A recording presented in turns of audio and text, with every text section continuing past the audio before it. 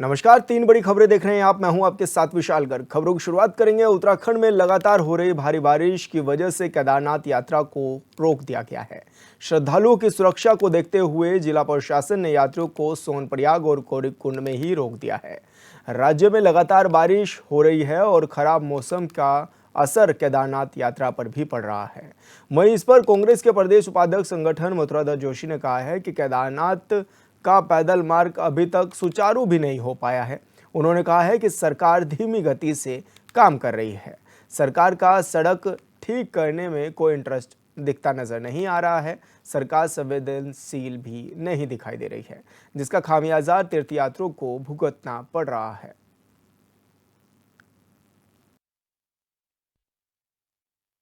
कितनी बड़ी दुर्भाग्यपूर्ण बात है कि केदारनाथ का जो पैदल मार्ग है, परंपरागत मार्ग है, वो सुचारू रूप से अभी तक चालू नहीं कर पाए।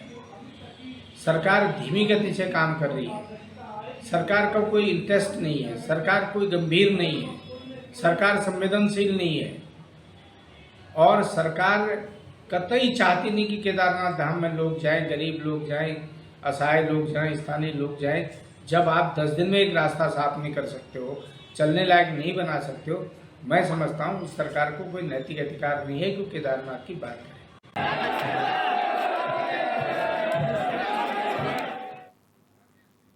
और राजेश भिष्टी, प्रवक्ता बीजेपी से हमारे साथ जुड़ गए हैं। सर, बहुत स्वागत है आपका चैनल 24/7 पर।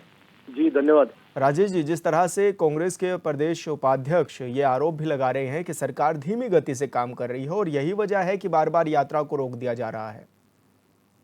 मैं आपको ये कहना चाहता हूँ भाई साहब, इसमें यात्रा में धीमी गति से अगर सरकार काम कर रही है तो क्या 11,000 श्रद्धालुओं को ससुरक्षित अगर उनको अपने स्थानों पे पहुंचाया जा रहा तो क्या यह मुमकिन था इस धीमी गति से उन लोगों को यहाँ तक पहुंचाना? हमारे देश के सर्वोच्च जिन हेलीकॉप्टरों की हम बात करते हैं, उन विमानों की हम बात करते हैं जो सेकंडों में कहीं से कहीं पहुंच जाते हैं, ऐसे MI-17 विमान वहां पे मौजूद है, चिनूक विमान वहां पे मौजूद है। क्या ये मुमकिन हो पाता कि केंद्र सरकार की मदद के बगैर इतने उच्च स्तर के जो ये विमान होते हैं यहाँ पे ऐसी जगहों पे पहुंचाए जाते हैं जहाँ पे यात्रा के दौरान अगर हमारे यात्रियों को किसी तरह की कोई परेशानी हो रही तो उनको सुरक्षित निकाला जाता? ये 2013 का मंजर याद करें, जिस मंजर के दौरान इनके द्वारा कितनी कोताही बरती गई और कई लाखों श्रद्धालुओं के वहां पे मृत्यु हुई और आज भी नरकंकाल वहां पे प्राप्त होते हैं। तो मैं ये कहना चाहता हूँ सरकार को कोसने का काम बंद करें। अपने अंदर जो इनकी पार्टी के अंदर इस समय जो युद्ध चल रहा है, गृह युद्ध अगर मैं उसको कहूँ, अध्यक्ष की कुर्सी के लिए लड़ाई चल रही है, दिल्ली में इनके सारे नेताओं को जो यात्रा छोड़ के पहुंचना पड़ा, जबकि इनका काम ये होना चाहिए था कि जब इन्होंने केदारनाथ यात्रा निकाली तो उस दौरान इनको वहां पे लोगों की सहायता करने के लिए रुकना चाहिए था।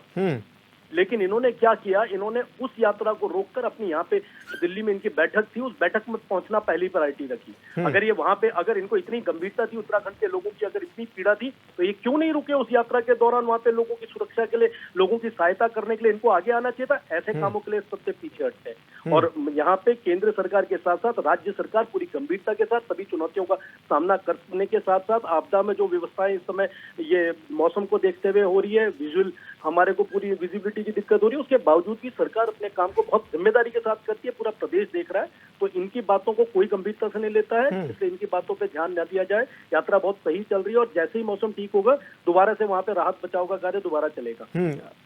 राजेश जी, हमारे साथ आशीष नोटियाल जी भी जुड़ गए हैं, कांग्रेस प्रवक्ता हैं। आशीष जी, बहुत स्वागत है आपका चैनल 24/7 पर। आशीष जी, जिस तरह से आपके प्रदेश उपाध्यक्ष संगठन मथुरादास जोशी जी कह रहे हैं कि सरकार गंभीर नहीं दिख रही है और शायद ये वजह भी है कि अब बार बार चारधाम यात्रा पर रोक लग जा रही है। दूसरी ओर जो राजेश बिष्ट जी है वो कह रहे हैं कि अगर सरकार गंभीर ना होती तो इतना बड़ा रेस्क्यू भी ना हो पाता। दोनों है।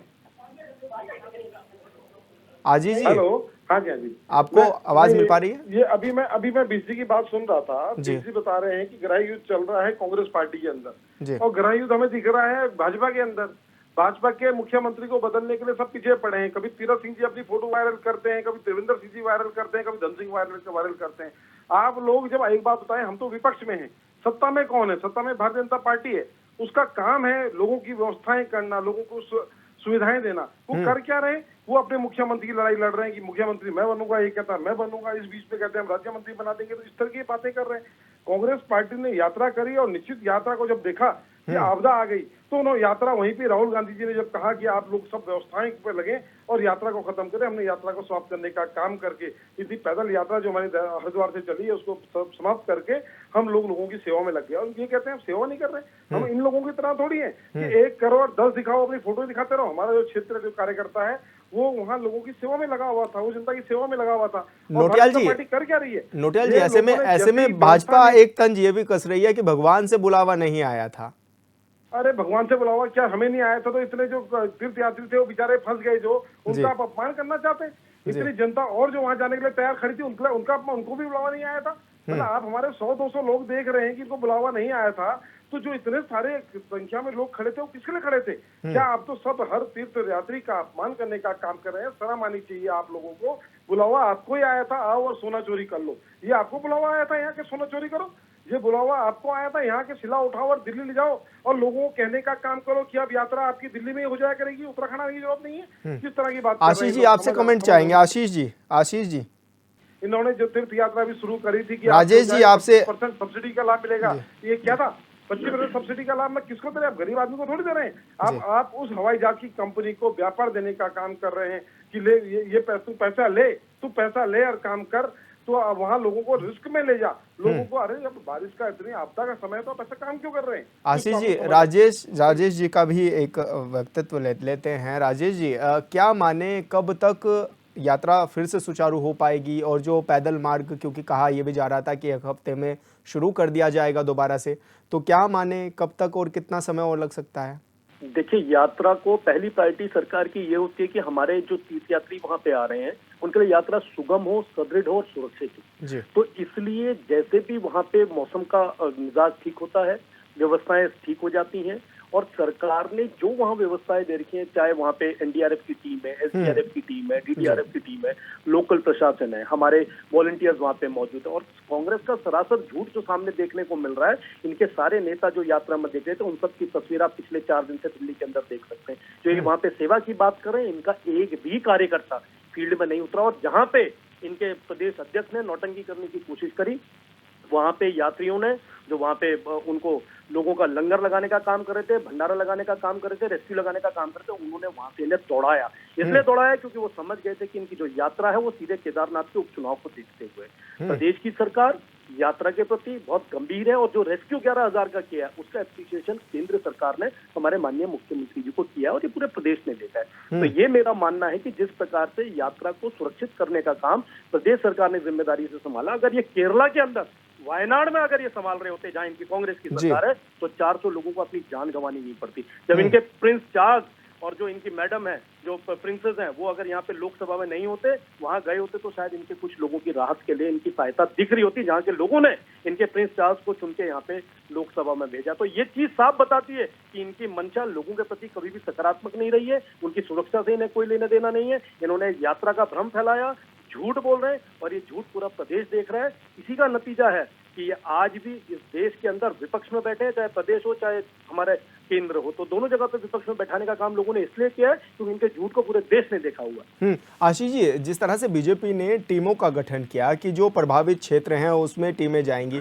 क्या कांग्रेस की तरफ से भी ऐसा कुछ बनाई गई हैं टीमें कि वो जाकर के रेस्क्यू का कार्य में जो लोग हैं उनको सपोर्ट कर सके? आशीष जी, आपको आवाज मिल पा रही है?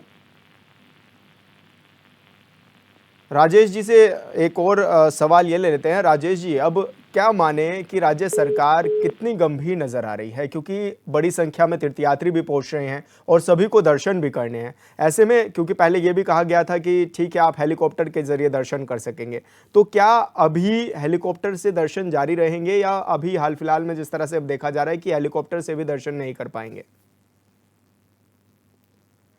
तो राजेश जी से भी हमारा संपर्क टूट गया है। आप दोनों ही मेहमान हमारे साथ जुड़े थे और कांग्रेस ने जिस तरह से ये बात उठाई है कि अगर सरकार थोड़ा सा और ज़्यादा ध्यान देती या थोड़ा तेज गति से काम करती तो शायद चारधाम यात्रा सकुशल चलती। लेकिन वहीं पर बीजेपी के जो प्रवक्ता थे उन्होंने भी अपनी बात रखी है। उन्होंने साफ कर दिया है कि उत्तराखंड में राज्य सरकार एकदम से गंभीर है और शायद यही वजह है कि इतने बड़े रेस्क्यू ऑपरेशन को अंजाम दिया गया है।